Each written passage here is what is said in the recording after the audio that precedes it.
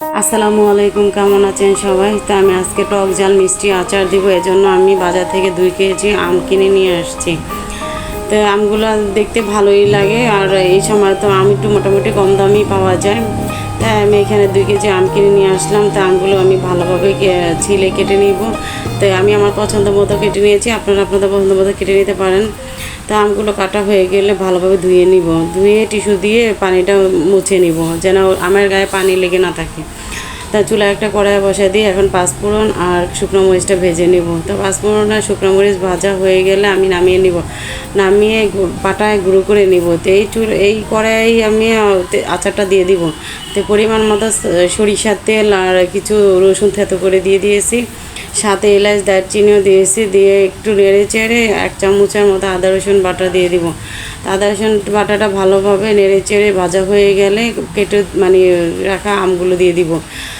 তা আমগুলো দিয়ে আমি লবণ, স্বাদ মতো লবণ, হলুদের গুঁড়া, মরিচের গুঁড়া দিয়ে মশলাগুলো দেওয়া হয়ে গেলে আমি ভালোভাবে আমের সাথে মিক্স করে নিব, কিছুক্ষণ নেড়ে চেড়ে মিক্স করে নিব। মিক্স করে নিয়ে একটু ভেজে নিব। তা আমটা যখন একটু নরম হয়ে আসে তখন আমি চিনিটা দিয়ে দিব। তো এখানে আমি 250 গ্রামের মতো চিনি নিয়েছি।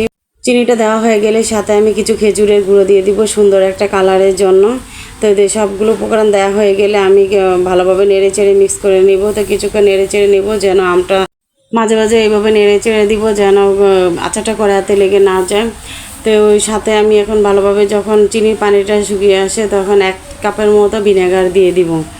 তো ভিনেগারটা দিয়ে ভালোভাবে কিছুক্ষণ নেড়ে চেড়ে নিব। নেড়ে চেড়ে উপর দিয়ে ওই যে ভেজে গুঁড়ো করে রাখা পাঁচফোড়নগুলো দিয়ে দিব। পাঁচফোড়নটা দেওয়া হয়ে গেলে আমি আচারের সাথে ভালোভাবে মিক্স করে নিব। তো মিক্স করা হয়ে গেলে আমি কিছুক্ষণ একটু নেড়ে চেড়ে নামিয়ে নিব। চুলায় আর বেশি সময় নিয়ে জাল করব না। তো আমার আচারটা আপনাদের কাছে কেমন লেগেছে কমেন্ট করে জানাবেন।